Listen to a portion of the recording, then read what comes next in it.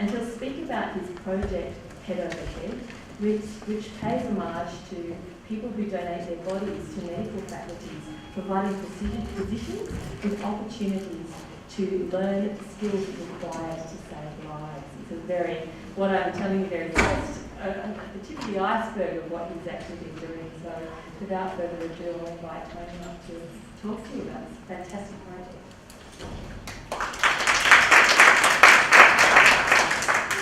Thanks, Kate. Hello and welcome, everybody. Firstly, I'd like to acknowledge the Ngambri and Ngunnawal peoples, the traditional custodians of the land on which we meet today. I'd also like to extend my respects to the Gundungurra people whose lands are referenced in this talk.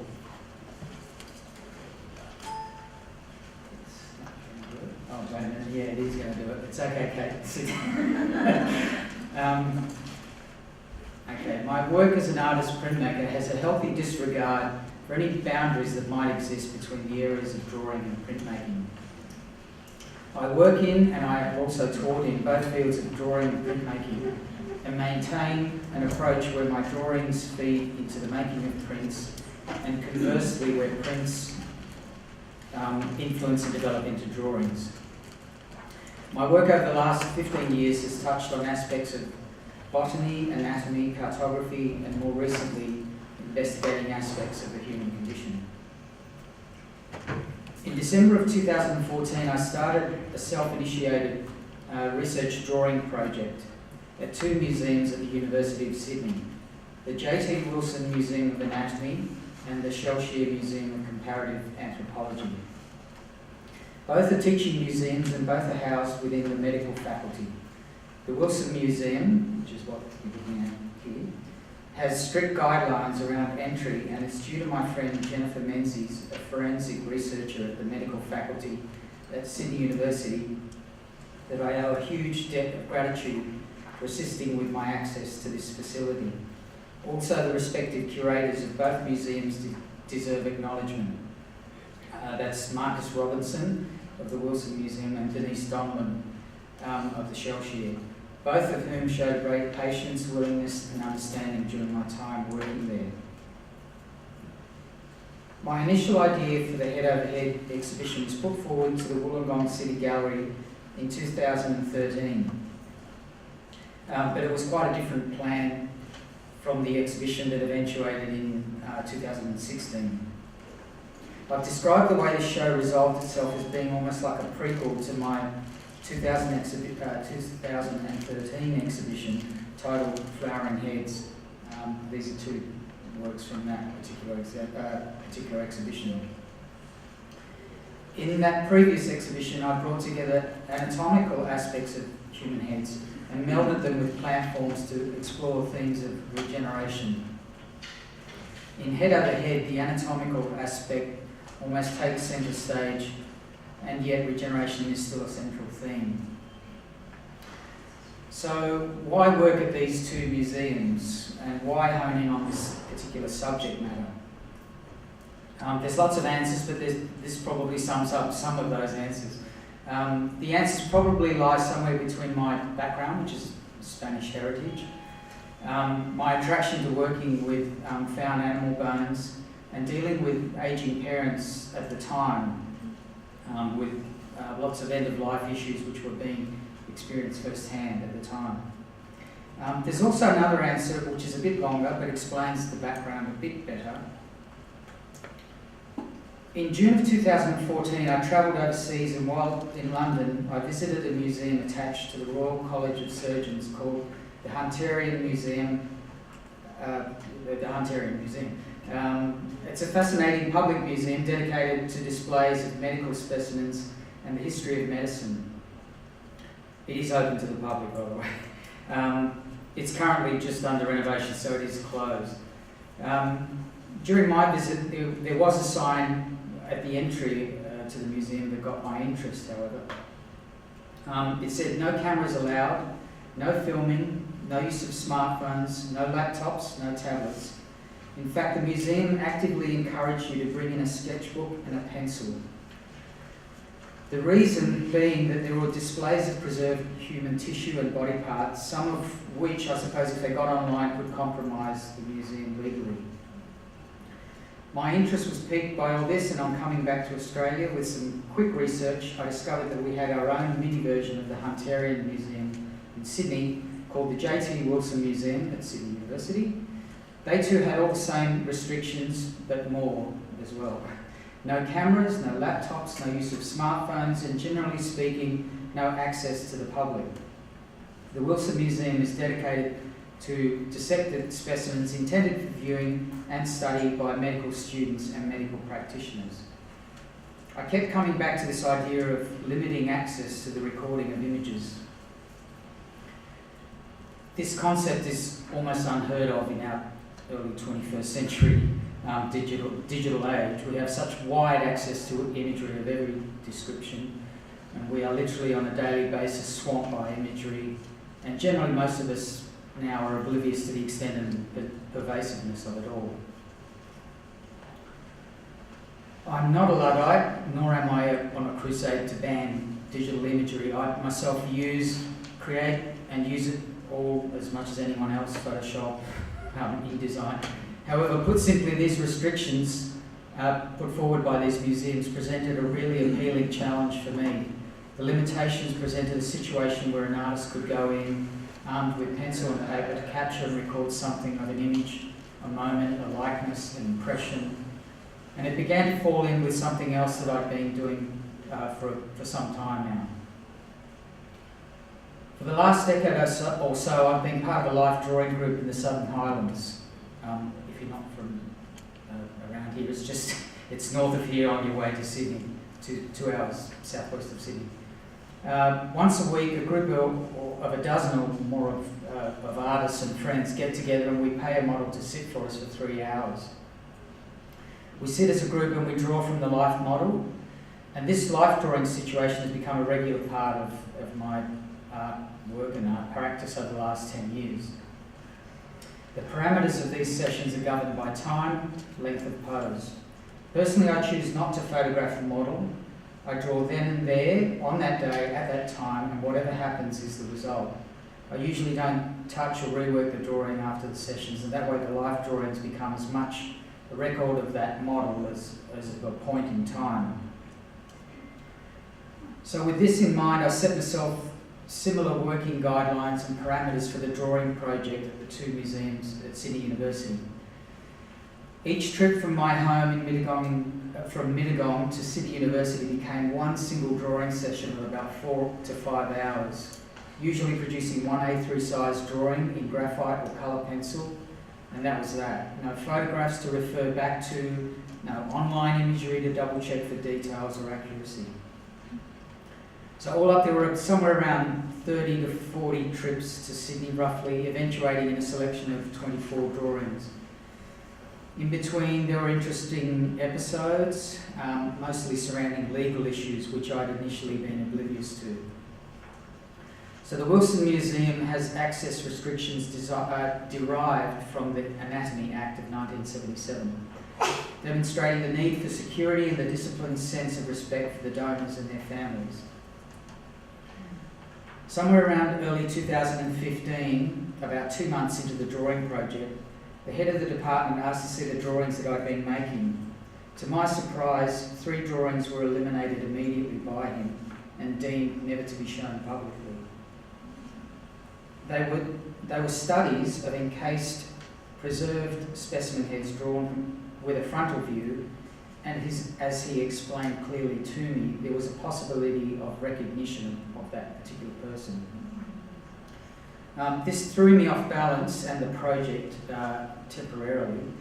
However, we decided that modifying the drawings to side views or profile views would significantly reduce this aspect of recognition.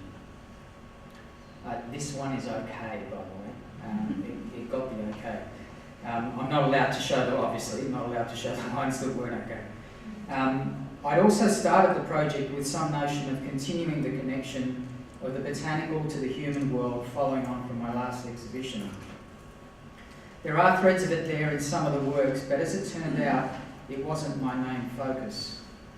Considering the subject matter that I was dealing with, it would have been quite easy to come out of all this research with an exhibition which was quite macabre or ghoulish, but that was never my intention. I eventually found myself steering the work in a more considered and respectful direction, acknowledging the importance of the donors at the heart of this project, reflecting a sense of hope through regeneration. So in a nutshell, through the generosity of community-minded citizens who at the end of their lives have decided to donate their bodies to the medical school so that a new intake of medical students can practice and learn the essential skills that are required to save a new generation of lives.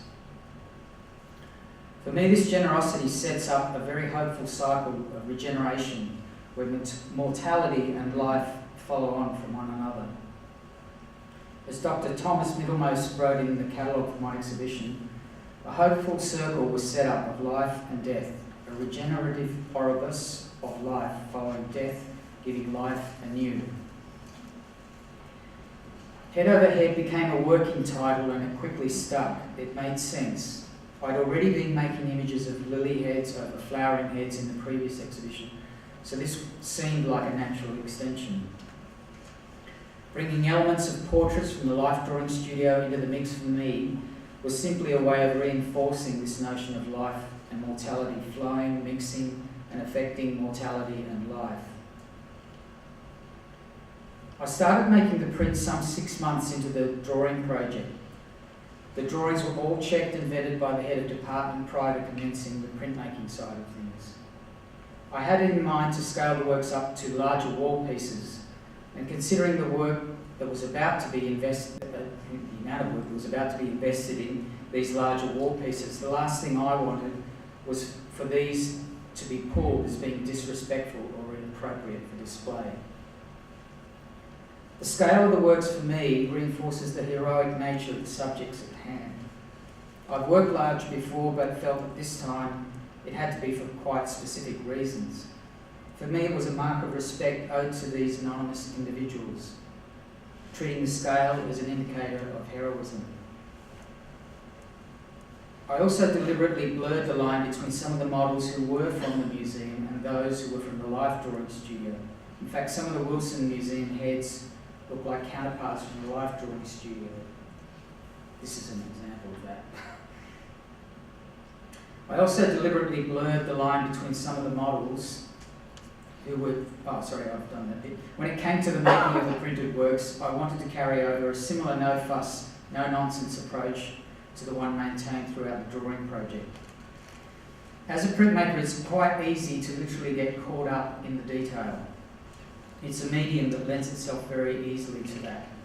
In fact, the default setting for a lot of printmakers is finicky. I don't know if there's any printmakers here, but you'll know what I mean by that. There have been times in my past where 6 months have gone by working on a large lino cut, and that was not my intention here.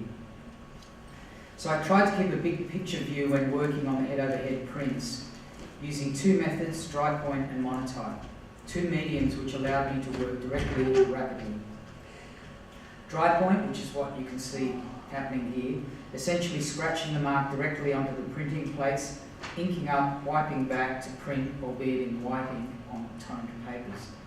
The other technique is a monotype process where, as the name applies, only one print is pulled from an image which has been created directly on a surface in a painterly manner.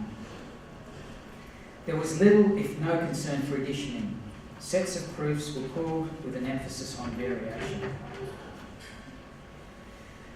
As printmaking itself has changed so much over the last 20 or 30 years, especially since I left art school, I found myself more and more interested in those aspects that capture the humanness, for want of a better word, of the medium. The aspects of the printmaking medium that reveal the evidence of the hand at work. This is not to denigrate editioning or the importance of it. I've just found myself more interested in the unique things that can happen when you don't have to worry about the making of one print and making it look like the next one and the one before that. Okay, the importance of why, and I mean why isn't the question why, not the letter why. After my 2013 exhibition Flowering Heads at the Maitland Regional Art Gallery, I packed the show up, brought the works home, found housing and storage for it all. I crashed in a heap and asked myself, well, what was all that about and why? If you're a practicing artist, I suggest you don't ask yourself this too often. Otherwise, you just stop making the stuff. However, occasionally it's not a bad idea, and this was one such time. As the Head Over Head show came closer to its opening night, I felt like I needed to be able to ask myself why and come up with a damn good answer.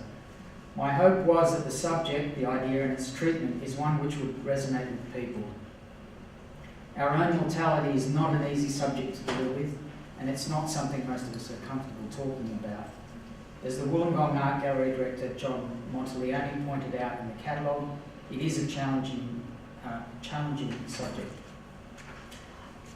I trust there's an element of hope in the works which could act as an antidote of sorts for the current state of humanity. Also, as a final note, if you're interested in reviewing this talk with added spoken and visual information, there's a short documentary film on YouTube. Just search my name, Tony Ameneiro, and punch in Head Over Head to get you there. If you fit, if you're able to donate blood, sorry, I'm not being an advocate for this. Each donation of blood that you make goes somewhere to make a direct difference to someone else's life. And also, just as a final note, there is a podcast on the ABC with Richard Fidler in conversation. It's probably 2 to possibly 3 years old now, but anyway, type in Walter Woods, Professor Walter Woods, and Richard Fidler. It's called Dignifying Body Donation, and a lot of the issues that I just kind of glossed over to do with respect and donation, and the how-to and the how does it happen legally, are dealt with in that podcast. Thank you.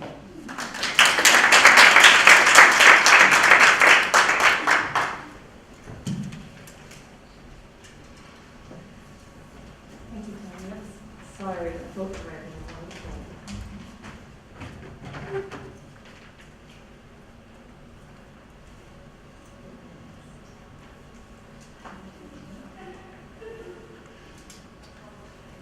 So our next speaker we have is Josephine Corrigan, and Josephine Corrigan is an experienced and award-winning primary school teacher currently teaching upper primary with an interest in art education and literacy, and she's been working with Gerry Corrigan, who is an honorary associate professor at the ANU Medical School, whose work is centred on researching and implementing open-ended, self-regulated and flexible learning environments, decision-making and mapping learning and industry applications for commercialisation of educational research. Josephine will discuss the results of their pilot study researching decision-making by Year 5 and 6 students exploring an open-ended art activity and some of the potential implications for teaching art. Thank you.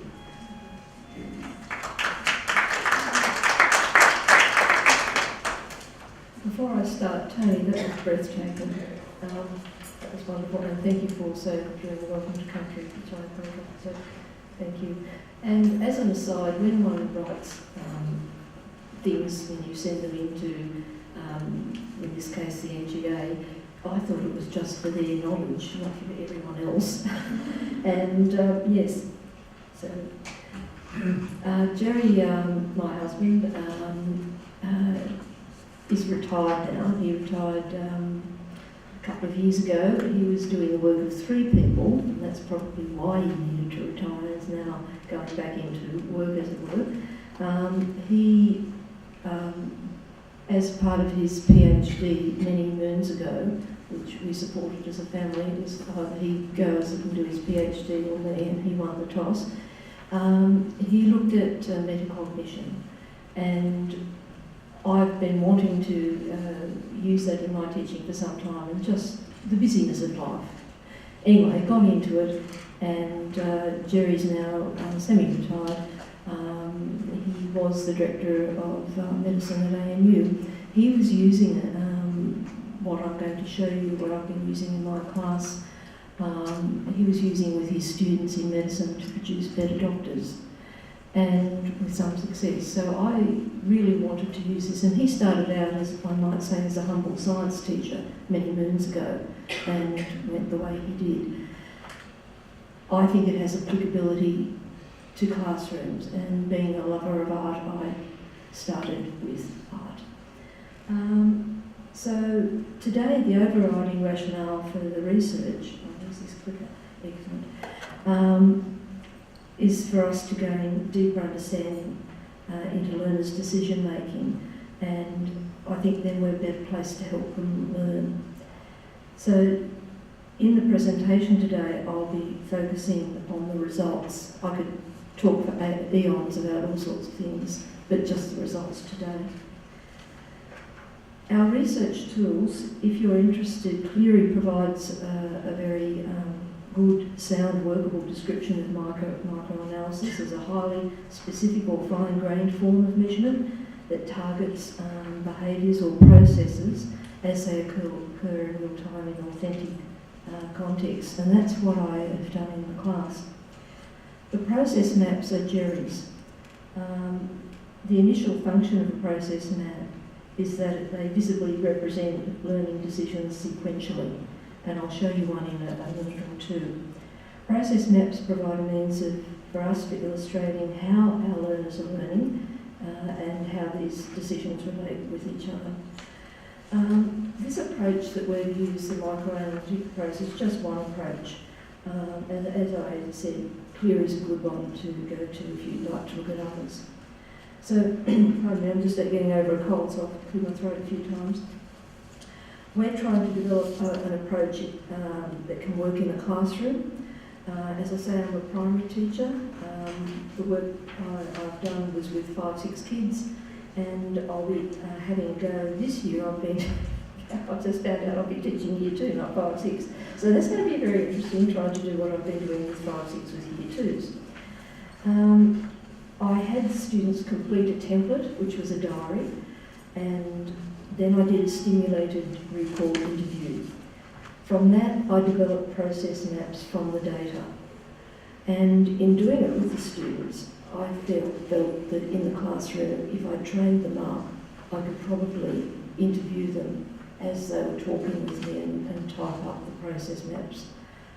But I'll have a go with that. I might have to get a colleague from the school to let me use their 5-6 students. Sorry, I haven't used the down clicker, have I? Okay, I beg your pardon. So that's what I was just talking about.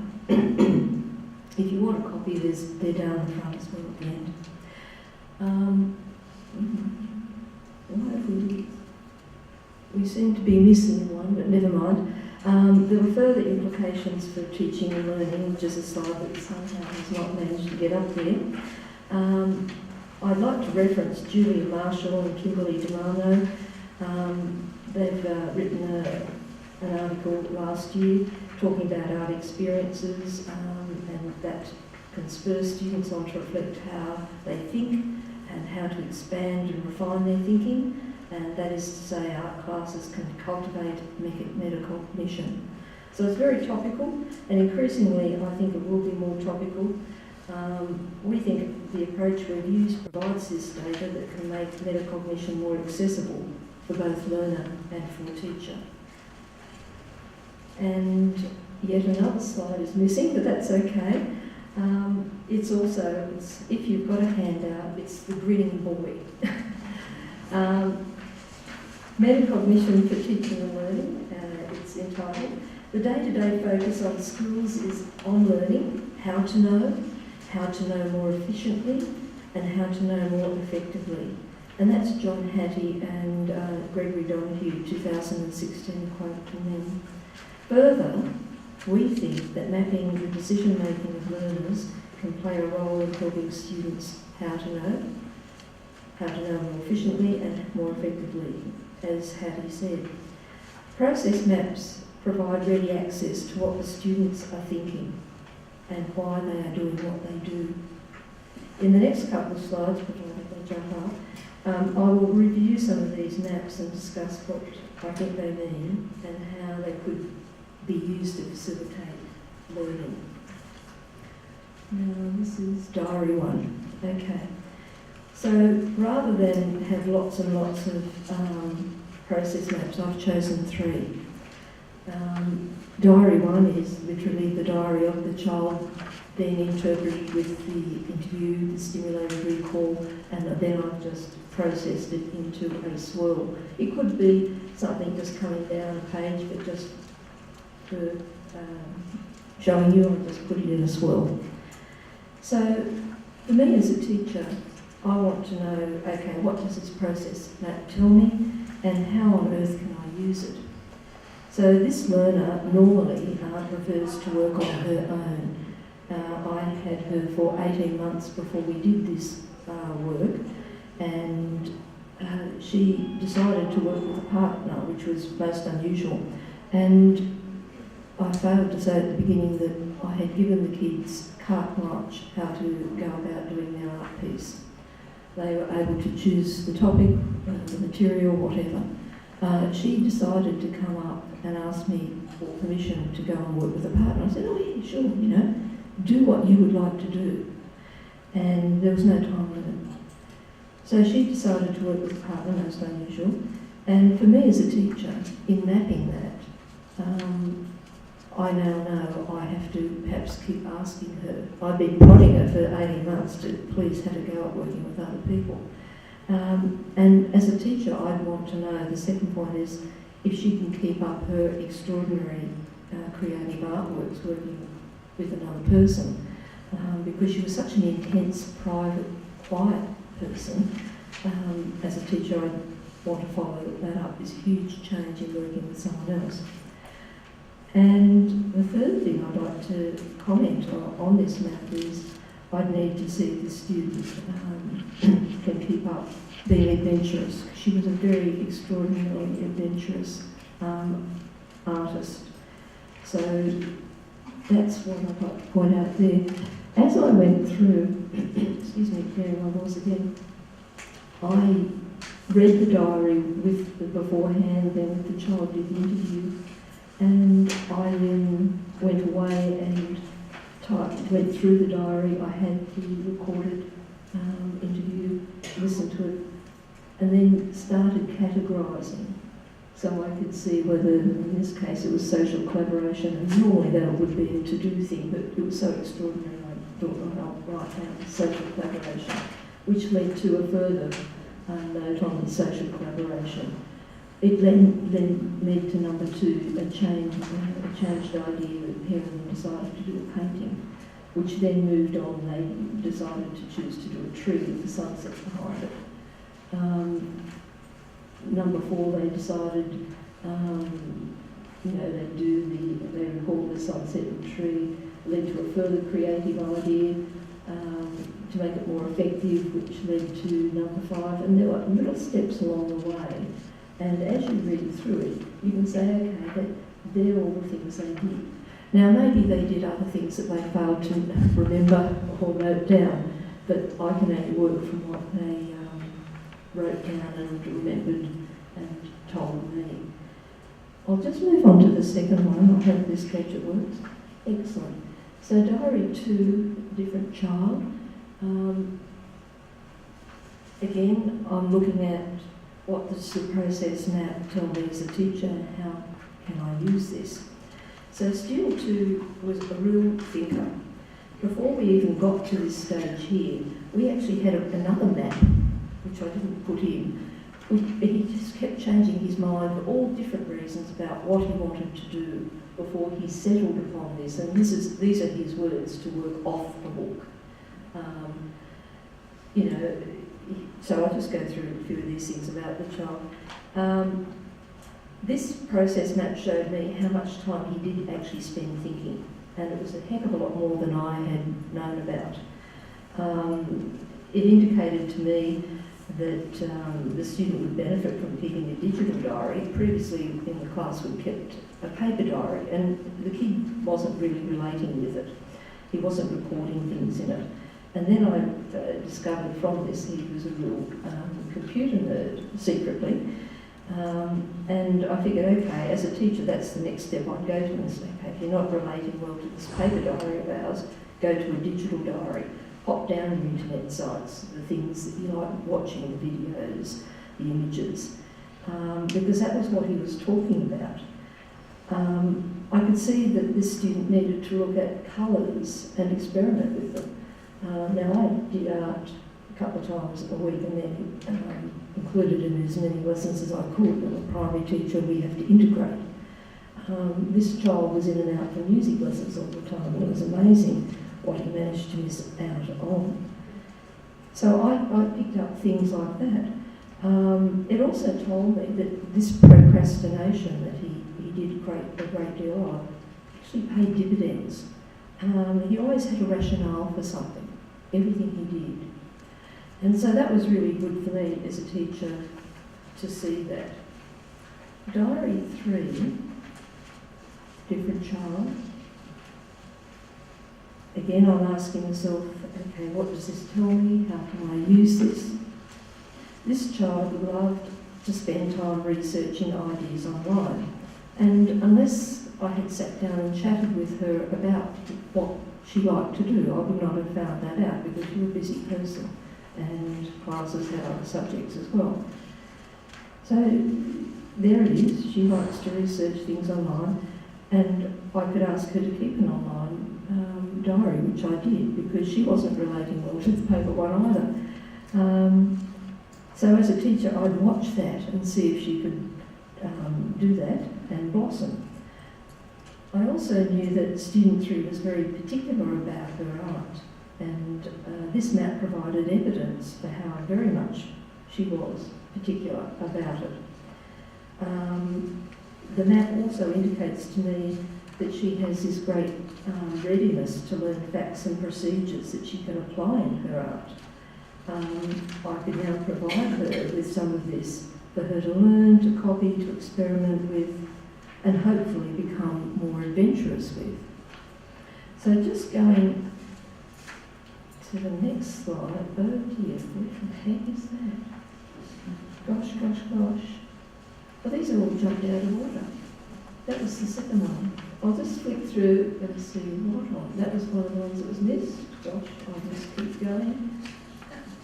I can only assume being ill with the flu has made me quite... This is not the finished one that I had.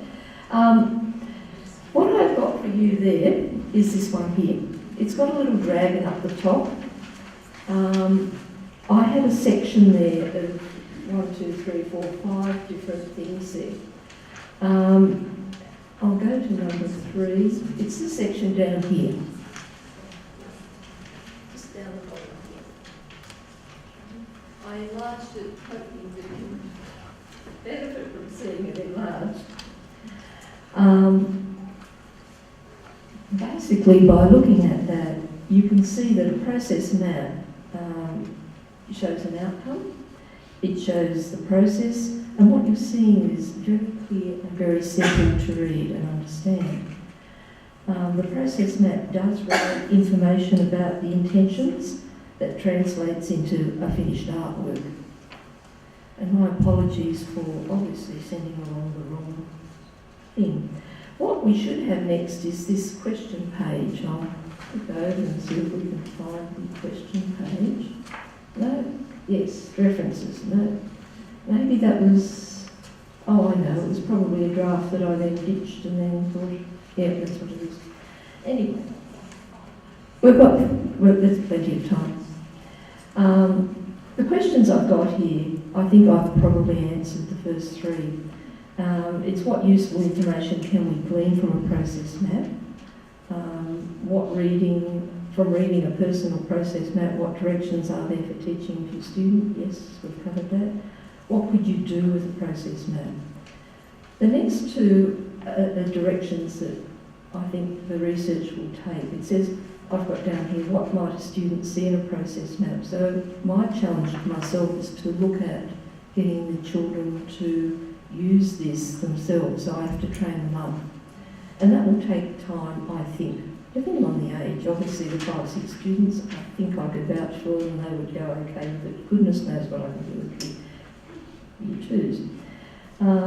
And what's really important is how the process maps can help learners. If I can train them how to read it and perhaps plot it themselves, how they can actually use that themselves to look at their own learning. And that's where I find myself. The next question, and the map isn't there either, if you have it in your handout, it's this next one here. It's relating the map to a car. I had asked myself, okay, if you're going to use these maps, what's the benefit in terms of teaching using the ACARA outcomes, what standards? And yes, so this example was student 3, and clearly he explains time and time again what he's actually doing in his artwork and why. So the evidence is there as a teacher. Yes, I answered it myself. It's fine. The process maps are personalised. The teacher can see what they need to provide next. That's what I've been able to glean from looking at my students anyway. Further research obviously would be needed to generalise, but as a case study, yes. What teachers need to watch for in growth, you can see, and you can go, okay, from that point there, that conceptual point of learning, where to take them next. And I think the digital diary is a good example of when I said, okay, that point there, this child now needs me to do this.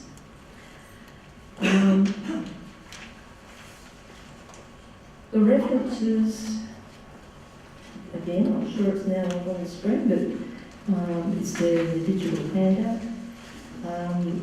Queries there, if you want to do a bit of quick research on Cleary, Hattie and Donahue, Marshall and Devano, Smith and Corrigan.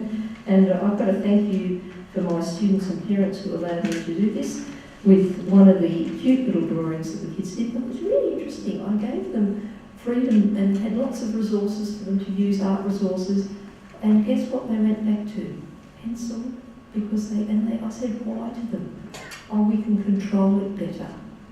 We can actually do a better job than if we use a paintbrush. And I just sort of went, but there you go, that's what the kids did.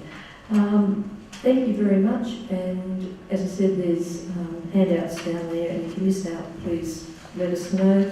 We've got our email contacts which aren't up there, but it's josephine.corrigan@ed.act.edu.au. So it's the standard ACT educational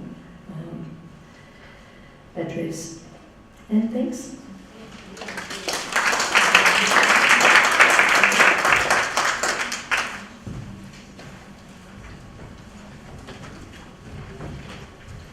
Thank you, Josephine. That sounds like a really powerful tool to gain insights that otherwise I hope I didn't leave anything else out. We've had the flu and I've just buggered it up, sent you the wrong thing. Something that was half done. Well, in a session on compassion, I think we can be very empathetic and as teachers, I'm sure we've all had exactly the same experience at some point too. So the next speaker we have is Hayley Froggatt, and she is an NESA accredited visual arts teacher, counsellor and registered art therapist with Australia, New Zealand and Asian Creative Arts Therapies Association. Her paper will offer reflections on an art therapist's experience of working in school for special purpose with children who have experienced stress and complex trauma, using trauma-informed, strengths-based approaches to foster joy and creativity, resilience and emotional and social intelligence.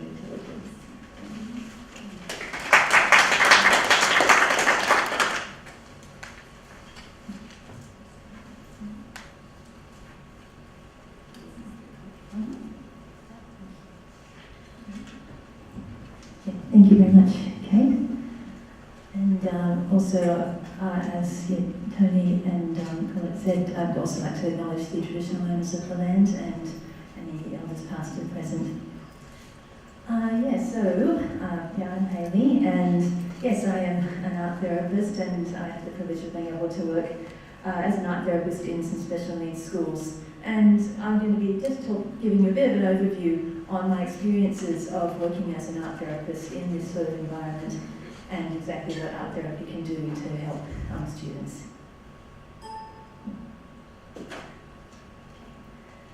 Okay, so just a little bit of my background there. So yeah, I'm from Sutherland Shire, and yeah, attended Gerry High. I have an art teaching background, and I've worked as an art therapist since about 2013. But my own experiences in high school were what actually inspired me on my path to becoming an art therapist, because my own art teacher, her name is Mrs. Catherine Falconer, she helped me a lot because I was bullied a lot in high school and went through some very tough times, and it was her that helped me through that time. So yeah, it was her that helped inspire me to use art in a way to help other kids or other people who are going through tough times. And yeah, when I was studying art, my Bachelor of Fine Arts, I heard about art therapy and thought this was the path that I wanted to take, and to be able to bring that into schools. So as part of that, I did a clinical placement of 300 hours in schools as an art therapist with my supervisor, Adrian Mania, who was a psychologist and drama therapist at the Ajuga School and Ashcroft High School. So I also work at Hazelhurst Regional Gallery based in Guynear as an art teacher. I currently work as an art therapist at 2 schools in southwest Sydney, Ajuga School for Special Purpose and Verona School for Special Purpose as well, which is at Fairfield. Glenfield School, Ajuga School I should say, is the main school I'm going to be focusing on in this particular presentation. Also, if you want more information about NVAEC, which is my professional body that I'm registered under as an art therapist, you can just look up NVAEC and on the website, and it will give you a lot of information on that. But that is who I'm registered through as a professional art therapist with a master's degree from Western Sydney University. So I'm just going to give a brief overview of what art therapy actually is. So it's a trauma-informed treatment method, and it, as it says, uses creative process of art making to improve and enhance physical, mental and emotional well-being. So the great thing about it suits all ages and genders and cultural backgrounds, can be used in groups and individually. And there are a number of different modalities that can be used: visual arts, drama, music, or dance and movement therapy. Sometimes there will be some crossovers, but I'll be focusing mostly on the visual arts because that's my area of expertise. So, how does art therapy actually work? So it is basically in a triangular relationship between the client, the therapist, and the art form itself. And the artwork, be it a painting, a sculpture, a collage, whatever it is actually is given a lot of respect, because that can give a lot of meaning and insight for the client into what is going on for themselves. So it actually becomes a therapeutic alliance between them. It gives an opportunity to process the traumatic events in a safe, non-judgmental space. And there's a big emphasis on the process of the art making rather than just the product. The end product will offer a lot of reflection and maybe create meaning in things, but it's the process of the art making itself that is when a lot of the healing is happening, where they're actually working things out. And I'm there to help maybe offer guidance and things, not to interpret what the artwork is. That's the client's job, or the student's job. But I can give them that support and maybe offer them some help in that area. So it works as a way to I'll just bring all these up because I know we're short on time. So it can be used to help contain a lot of emotions. Actually, the art itself actually acts as a physical container for what's happening for them. Clearly defined boundaries and having some goals set is very important, though they may change as their artwork continues to progress. It can be non-directive, so I may just say, what art materials would you like to use today? And they'll go to the cupboard, pick them out, and then will start working there, and it's very spontaneous. Or I can actually offer them a bit of direction, give them a theme that we'll focus on or what we're going to do, which is often what I'll do when I'm doing group work. And importantly, it provides an avenue to express, explore and externalise experiences, thoughts and feelings and behaviour, and as I said, can facilitate reflection. Just give you a little bit of background on one of the schools I'm working at, which is Ajuga School. So it's based in Glenfield, which is, if any of you know where around southwest Sydney, it's about 15 minutes from Liverpool. There's quite a wide range of students that go there, and they are referred there through the Department of Education in New South Wales through the Access Request program. So all the students there have a complex trauma profile, and have emotional disturbances, and because of that, a lot of behavioural difficulties from that.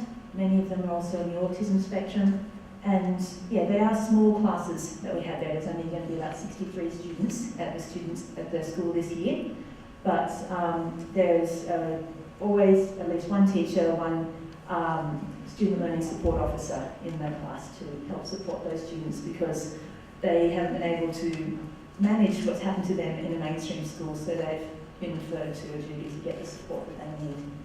So, and many of the students do have a process where they will have one day at their mainstream school, and then they work their way up to getting more days back at their school, at their mainstream school, as they learn to be able to manage their emotions and their behaviours and things from what's happened to them. So as things get more stable, they will hopefully get back to a mainstream school, but not all of them. It happens to all of them, unfortunately. These are just a few of the programs that we have for the staff that we use at Ajuga School. So I don't know if anyone has heard of the Berry Street education model, which again is a trauma-informed education practice and utilises the focus on the relationship to 4 different categories, being body, stamina, character and engagement, and how they're utilised together.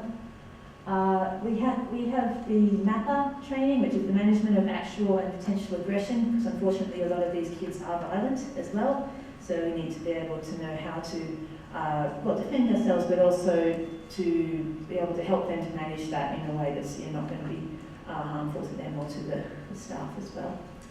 The Connect Ed program is a great program for parents. It's a support program that's run there by one of the support officers, where parents of the students there can come together to have support programs and things, and I've been lucky enough to do a couple of art therapy sessions with them as well.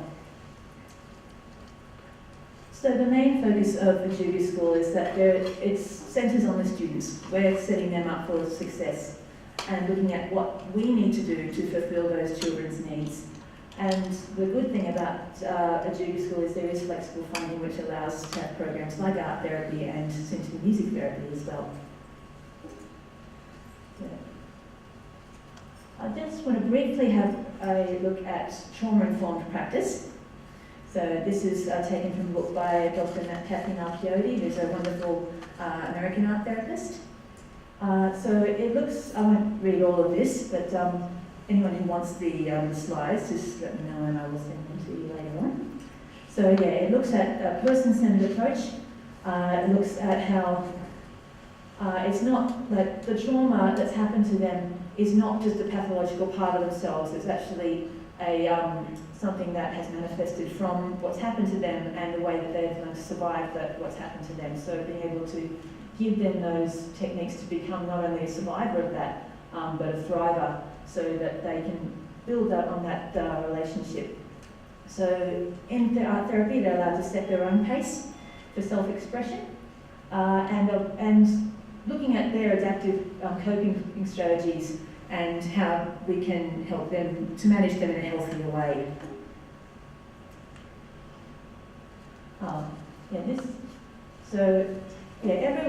When we look at trauma-informed practice, these are just a few factors that I need to keep in mind when I'm working with the students. That there are 3 ages that actually contribute to a child's growth and development. So their biological, their psychological, and their social development. So, and when a child has been exposed to trauma, it's actually very, very common for them to emotionally regress and to have behaviour that's of a much younger age. So like a 13-year-old boy actually having a 2-year-old temper tantrum. That's just how what's happened to them has just made them regress back to that behaviour, and they don't know how to manage it any other way. So the school agency setting itself is very, very important to consider, because when, unlike say working in like a counselling service in a community centre or somewhere outside, the student or the client is in a school, they're interacting with their peers all the time, with the other students, with the teachers and the staff, be it in the playground, in the classroom, in the bathrooms, in the canteen, they're everywhere, and that can really affect what they actually bring to their art therapy session, because something might have happened earlier that day that may have caused them to become really stressed or really angry, and that can actually have an effect on what happens in the session, and that's something that we have to consider and keep that in mind when I'm working with them. So, as I said, that it can affect their overall engagement in a classroom or in an art therapy session. So, what I'm going to do now is just give a bit of an overview on a few of the art therapy activities that I use with the children at Ajuga School. I'll look at both some non-directive art activities and some more directive ones. So these are some artworks that some of the children have made just in a non-directive environment. All of these artworks I've been given clearance to use in confidentiality, so there's nothing in there that can identify a student as well, which is something that's actually very important to consider as well as confidentiality.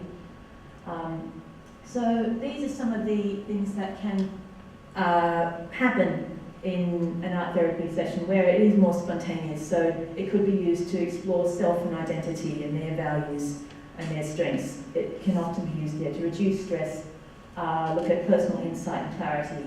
Like this young boy here, it's about a 13-year-old boy, and I asked him, what's going on inside you at the moment? And he said it was like a tsunami that was inside, and this was like a dam that was there to try and hold it there, but there were cracks that were forming.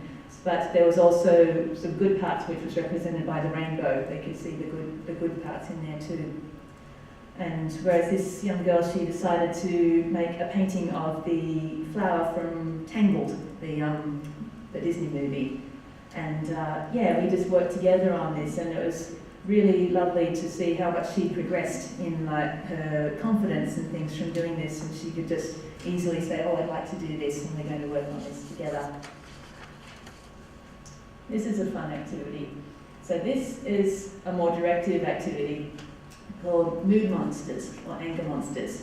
And this is a lot about looking at emotional awareness and developing that awareness in what's happening in your body when you're becoming anxious or becoming angry. So a lot of the activities I do involve storybooks. So this book here is called Arne's Anger. It's by Gail Silver, about a little boy named Arne who got so angry one day at his grandfather that his anger monster came out, and he was able to make friends with his anger monster and be able to learn how to manage that and to get all that angry energy out and eventually be able to calm down, and then his anger monster would go away. So what we do in the session is I ask them, these were some monsters that I made from a little pack that was here, and said, wait, what if your anger monster came out, what would it look like? Does it have big feet? Would it have a big mouth? Would it have gnashing teeth or hair on fire or something like that? And so we would go through that and we'd make our own little anger monster. So these are some that the children have made.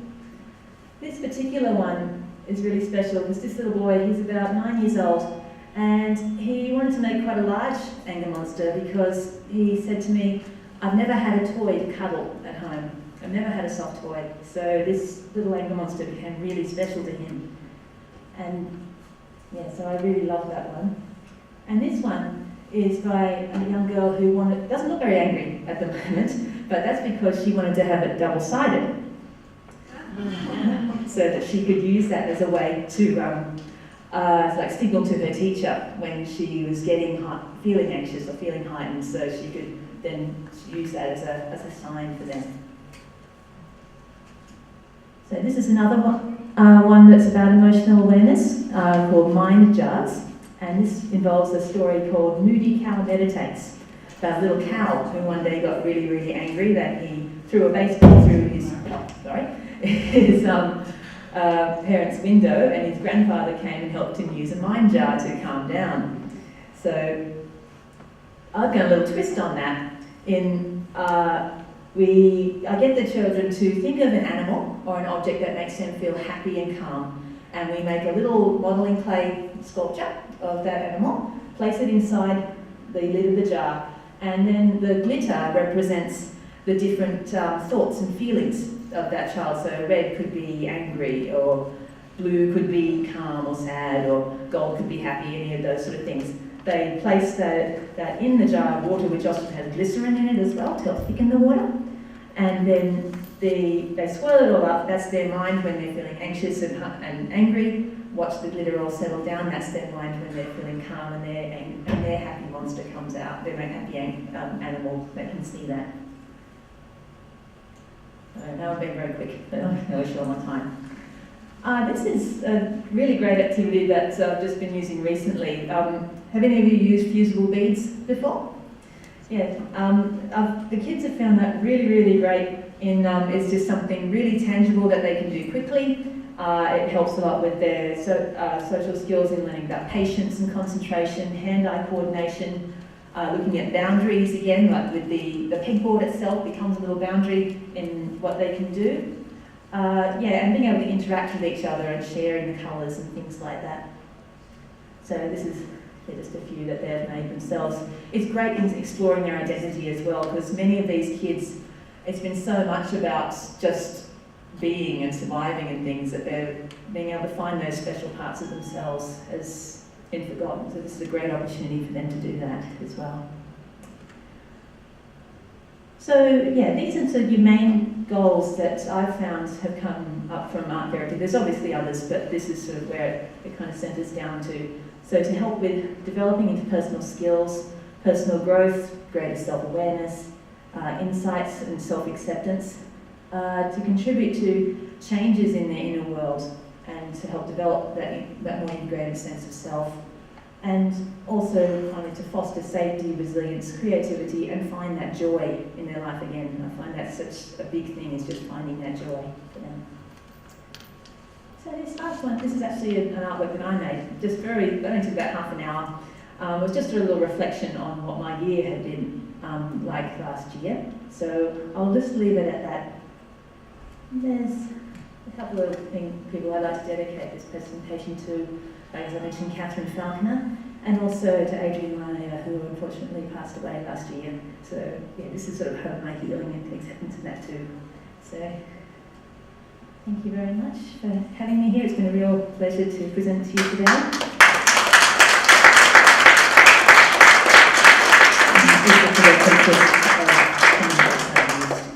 So if anyone would like a copy of my slides, I have business cards there that I'm very happy to hand out, and I can send you a PDF file of that.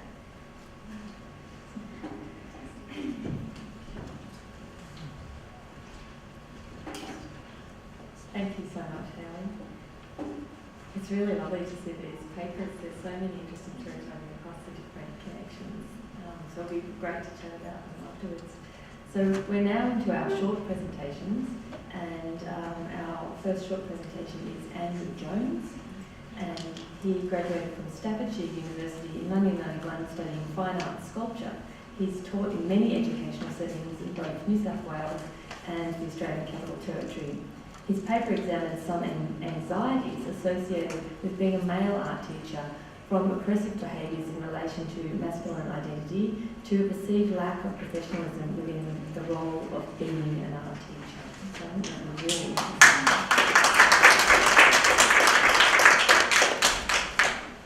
This is more of a race against time, isn't it? I'm in between prescriptions at the moment, so okay, here we go. So it's about this time. 20 seconds is still fantastic. You press start, it's going to Okay, my name's Andrew Jones. I've worked in boys' education for about 17 years. I'm now a Steiner teacher. Really going to look at aspects of the thesis that I wrote and the paper presented at Ameneiro College, Cambridge. Now, this is very much the discussion aspect where we're just going to look at aspects of how resilience appeared and success appeared in some of these male teachers I spoke to. This is from a critical ethnographic perspective. This is about the lived experiences of male teachers, and this has come from data collected from about 7 teachers across New South Wales ACT. It is all very private, it was all a very personal experience, and I found out that some people, well, most experienced ridicule in their jobs, and some teachers found great success. A lot of male teachers found ridicule based on homophobic taunting, some based on the subject that they taught. And I'm going to talk about that just a little bit. The next slide should come up about masculinity, and I wanted to acknowledge that this was framed in a very contemporary theory on gender practice, looking at Connor, looking at Judith Butler, and looking at Pierre Bourdieu as these oppressive practices of masculinity. So I really want to critique narrow masculine processes within a school culture. What does the research say about being a male art teacher? Not a lot, there's nothing out there. Funnily enough, all teachers tend to do art and not research about art teachers, so there is some stuff out there. But we are subject to many stereotypes, and there is a huge balance when it comes to balancing your life as a teacher and as an artist out of this. Here's the main things we need to talk about. When you are a teacher, this is what's all held against you. The subject is the scale, right? It's not a real subject. That's not a real job. Your kids can't get another job. Staff expect you to fail, and you're undermined by school managers. That's all the things that came up from the people I spoke to. There were judgments made about the professionalism of these men. They were all expected at some point to fail because I'm just an art teacher. What would you know? You can't get involved in the higher running of the school. This is a great quote from a very successful teacher here about how everyone expected him to have some moral catastrophe everywhere. There's another quote from another respondent about how everyone went to the stereotype of what art was and what it was to be an art teacher. And they're talking about how art was this right-brained, airy-fairy subject. It didn't have the validity. There is some very serious aspects of being a male teacher and how schools are factories for making masculinities in schools, and how male teachers are somehow expected to act a certain way, and they're meant to act in a way that carries on the heteronormative, hegemonic model within schools. Most participants identified the ridicule. Some developed strategies for coping that went out of their way to do things that somehow propped up their identity within the school. Sadly, there was some collusion with some participants, and they really had to fight against or rally against things where the culture of the school were found quite repressive, and they couldn't be who they wanted to be. I found that there was a line or a thread throughout the research that had a lot of homophobic taunting, and that was underplayed by some of the respondents. They didn't really think that was the main issue, although that was the thing within our research. What they couldn't handle was the way in which their subject and their identity wasn't validated. They somehow felt that it wasn't good enough, and they were sort of like marginalised. And that was found in every single, apart from one participant. I can talk about that later. There was also this thing of scrutiny and the way in which society scrutinises you as a teacher, as an artist, and what does an artist do, and what does a teacher do. And there's a slide coming up talking about the role of carer, the role of caregiver. And then in other research talks about the suspicions that young men have when working in primary schools. Gender is important. It's going to be more important. And we have to understand the way in which gender roles are played out in schools, because this is what we're basically teaching the kids. We're showing them what gender does in front of other kids. If we can't be more open and more realistic about that, we're just going to carry on the heteronormative approach to a hegemonic society.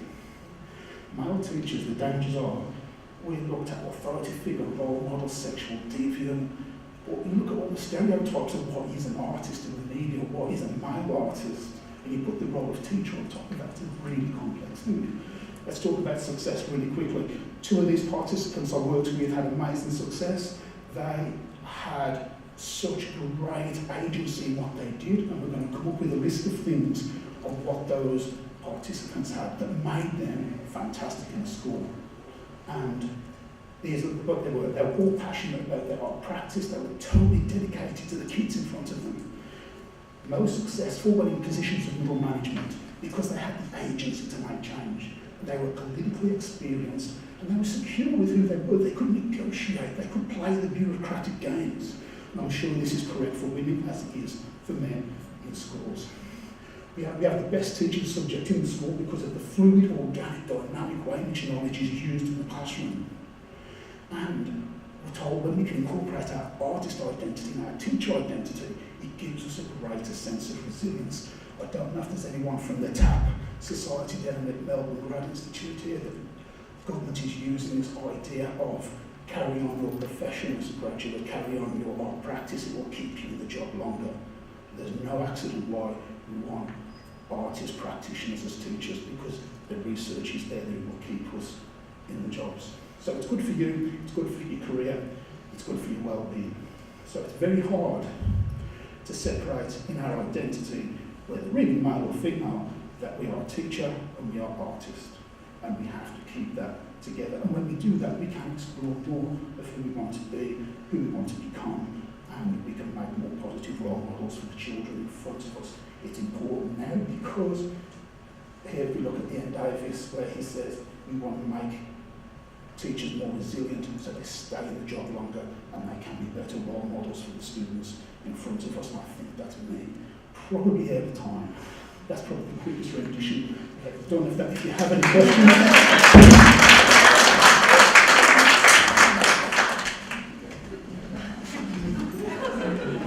Fantastic, how impressive.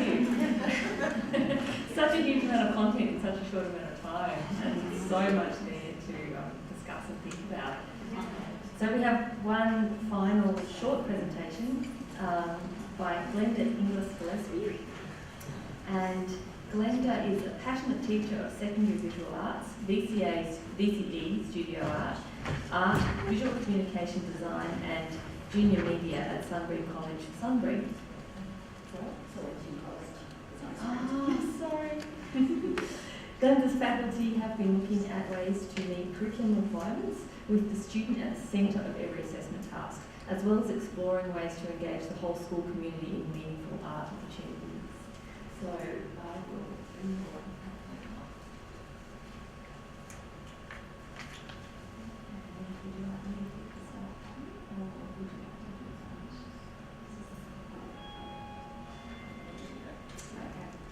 Firstly, this presentation belongs to my students.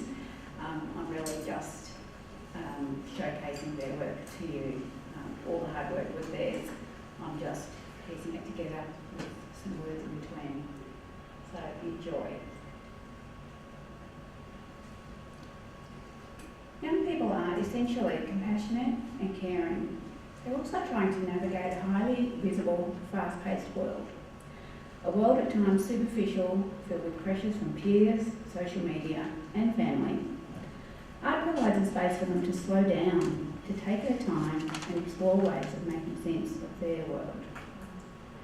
Using rubrics with I can statements provides opportunity to use narrative or symbolism to explore personal engagement with subject matter. This portrait by Kelsey symbolises her father wading through cancer treatment. We aim to place a student at the centre of the art-making process, showing compassion and providing a safe place to create. Providing time, choice and scaffolded learning activities allow students to develop as artists. At Year 10, they spend a term exploring portraiture, resulting in work such as this joyous portrait of Lara's younger sister. They consider possibilities for their own art-making by working through skills development and learning tasks. Theory and practice are integrated in a studio process. Students are seen as artists, extending their skills and exploring. They're encouraged to express themselves without fear of judgment. This portrait of a friend who died in a natural disaster shows how rubrics help push imagery beyond popular culture to personal connections. I'm humbled by what these students produce. Of course, we still have many who appropriate images off the internet rather than using personal inspiration. They're still creating honest, skilled, thoughtful work. They also learn from their peers about ways original imagery can make them see differently. Older teens making sense of their world often don't need scaffolded learning activities, but space and encouragement to explore personal issues. VCE folios reveal the innate compassion of our young people. Here, a young daughter reaches out to her father, expressing loss, yet forgiving and hopeful. Bianca's large-scale piece, Reimagining the Unknown Soldier, expresses compassion for the world. It evolved through an extensive studio process, exploration of image, materials and techniques. The soldier has been created with soil from Bianca's property, creating symbolic reference to the land that soldiers fight and die for. Having the capacity to see the experiences of others and to express them visually moves art from being personal to compassionate. Sarah used her visual talents to make comments about a range of societal pressures. Inspired by photographs and the media, her pencil drawings express the experience of teenage anxiety. Mental health is a subject that we often see in the visual arts, signifying it as an important issue to young people. Many are struggling to make sense of the world, whether it's through personal experience or a concern for classmates.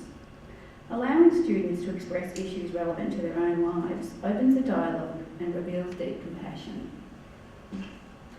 As art educators, there's capacity for us to see insights about our students' thoughts and feelings that may not be possible in other subjects. This artwork shows compassion for the struggles of many teens and the pressures they feel. We encourage students to make their work for an audience, even when highly personal, using art to make powerful statements. Visual communication design provides students with a more structured approach to dealing with issues relevant to youth. Here the brief was to create a series of mental health posters for display in a university setting. Some of Michaela's drawings behind the poster demonstrate some different approaches to symbolising the mind she took. Engaging our community in social justice opportunities through art competitions and projects allows students to create work in their own time and space, beyond the curriculum and the classroom. As part of our Year 9 program, students research a social issue of choice. This student initiated an art competition to promote gender equality. The support given to the competition drew amazing entries from young men and women in support of the week. This entry effectively depicts the idea of bridging the gap towards gender equity. All the work was made at home in their own time and demonstrates the compassion and the passion that young people have when that issue speaks to them. Sometimes they just want to be asked, what matters to you? This entry, painted by Max, is thoughtful and powerful.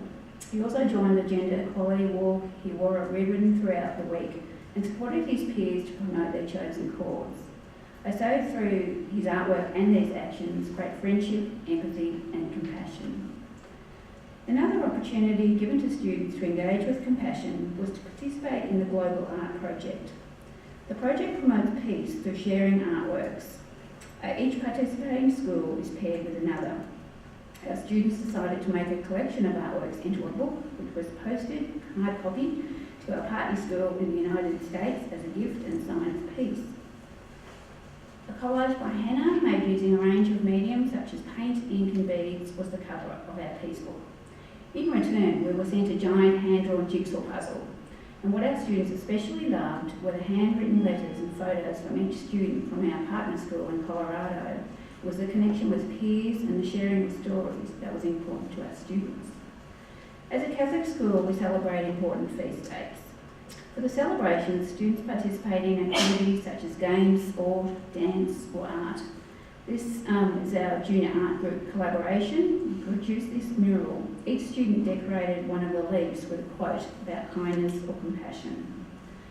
We're also supported by the Catholic Education Office with an annual art competition and exhibition of quality work from Victorian Catholic schools. Students can either submit work completed for class or specifically for the exhibition. Charlotte's Joyful Pastel Drawing here won a portrait exhibition prize last year. The competition encourages students to reflect on their view of the world. This work won the highest award. It's a small pencil drawing, big as a postcard, yet one that reveals much about compassion. The work is symbolic of putting our trust in others, whether that be our God, parents, teachers or friends. Arts curriculum, as you know, is a work in progress. Inspiration for teens still comes from celebrities, brand names, computer games, but this magical self-portrait reveals love of family. Molly quotes, "Imagination creates reality." My hope is that our students' reality always has room for creativity and compassion, and our challenge is to give them that opportunity. Thank you very much.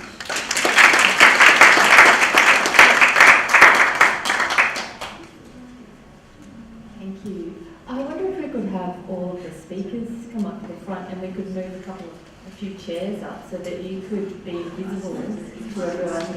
We don't have a roaming microphone, but I think it would be fantastic for us to have some questions. So I'll give everyone who spoke a chance to make their way to the front and then we can have a bit of a conversation.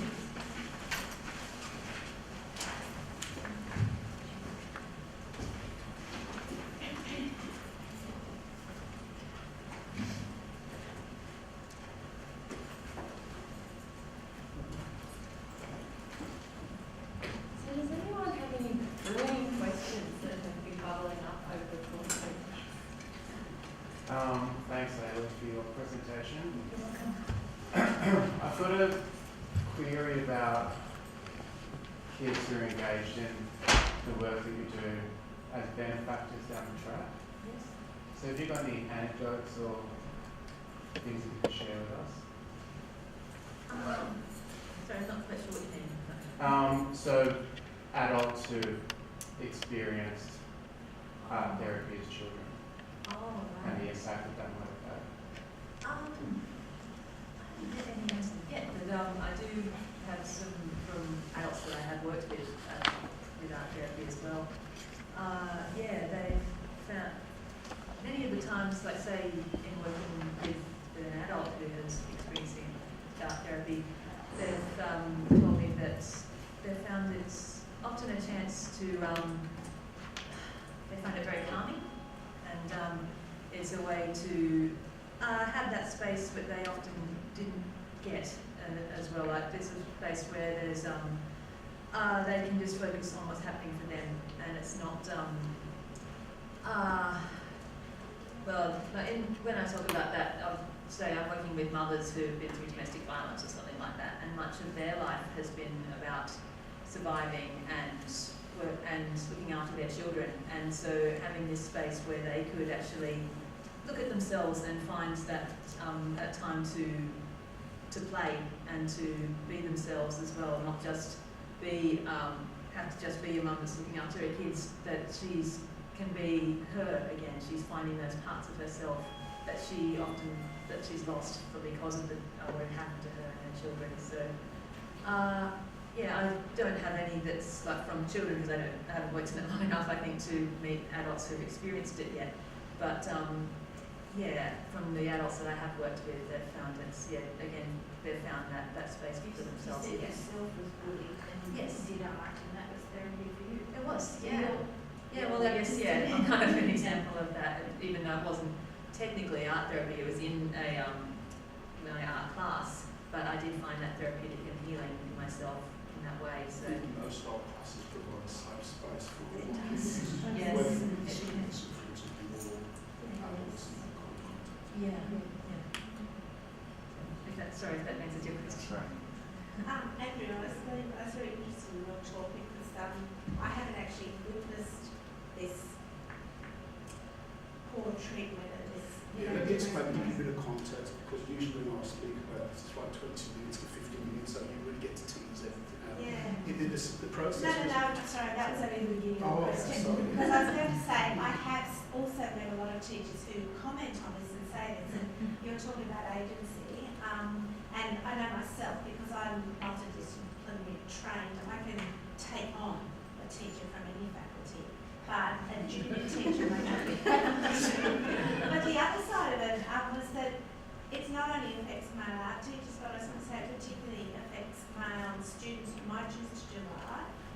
raised a boy who was very creative artistically, but he chose not to do art. Yeah, there's specifically the for previous things I used to speak about was based on boys' art education, but because of the ethics clearances, I can't actually interview boys about art education unless I'm part of a governing body or something bigger. So the next best thing as a research student is to talk to male teachers about their relationships and the masculinities within that, or I've spoken to all teachers about how they deal with boys in the classroom and engagement with their visual arts. So it was just that I was trying to get to the point through all this research process of how masculinities engage and they can be more positive within contemporary theories on gender and well-being, and within an engagement with visual arts. You've got everything that you're talking about there. The research is like starting to appear. Yeah, and I think there's so many kids who are actually missing out because they're If you want afraid some to choose authors art. to look up, I can give you a list of authors who are tackling that here in Australia. People do.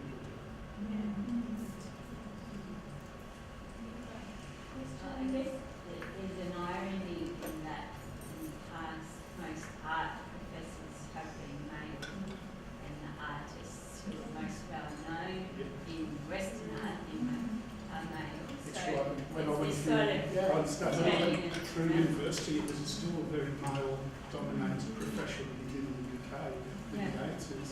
Yet teaching, like I'll specifically reference Connell here in Australia, who's talking about education being a feminised industry. But again, there's ironies with that because you've got hegemony within a feminised profession, which is ridiculous. So it Well, has you this. look at the 20th century.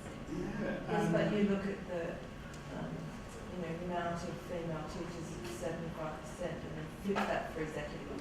Yes. That's right. Yes. So it's still, even though it's a feminised profession, it still supports the hegemon. And so if you look at Greek Connell, you'll get all of the answers you want there and all of the fields explained. Masculinity goes to school is a good book to read where he looks at these issues. It's the point of what I was researching was about those. I sought out the men who had something to say about where they felt within the profession, because it was a way in which I could engage with these voices that never had a voice, and I was looking for the problems. It's called critical ethnography. I am looking to critique a hidden voice that doesn't get heard, and it just happens to be sometimes the middle-aged male voice or the first-year male voice or the retiring teacher. I spoke to men at all levels of education, sort of like wealth, I suppose, all the social economics across the ACT, the South Coast, and Sydney. Like apart from one respondent, that's why I wrote most respondents, apart from one, they all basically said the school does not understand visual art and what they do and what we do here. Even though it's all over their website, it's holistic education, it didn't need to throw money at it. And they all went, even people I really respect and do a great job, I think that was basically and there was a wonderful quote about they expect me to fail on this huge scale all the time. And some of the cruel things, I did actually leave out some of this stuff because they didn't have time to explain some of the comments because it just looked like grandstanding. I'm happy to talk to anyone later if you want to talk in detail about that, because this is literally just, it was like 20,000 words of explanation. Okay, so thanks. It just occurred to me that yesterday I was speaking to Hayley about the art therapy, because yesterday we had John Armstrong who was talking about the appreciation of art, and I'm wondering how much that comes into your practice when you're dealing with kids. Do you look at artworks and sort of talk about their feelings about the artwork? At times, but mostly we're looking at sort of their artworks and looking at their what they've made in there. But yeah, there are times when we've also been other artworks in it. It's really a case by case thing. I can't think of a specific one, but something that I do find happens in there is a lot of kids who I've worked with who say like, oh, I can't draw, I can't do, but these sort of things. the good thing with art therapy is, okay, we don't have to draw. We'll use collage, or we'll use the beads, or we'll use sand, or we'll use that sort of thing. And then by getting them into using that kind of a medium, they become much more relaxed and then able to, more open to express themselves, maybe give drawing a try, or like look at maybe some other kind of artwork that inspires them. And we will look at some, often I'll find, say, just things on Pinterest or something like that, that have some examples of things that might, I think would be, they would enjoy or they'll find appealing or inspiring. So yeah, there was one young girl I worked with, she was about 16, and yeah, I got to one of these artworks where it had like the multicoloured background and then looking at the black silhouettes on top of a tree, and she just loves that. And she, when she looked at all the different ones that were there and just picked out one that she found inspiring, it was I found was what was appreciative in that, and in that way. We've actually reached 3 o'clock, so we'll wrap up because I know they need to change the furniture in this room for the next session.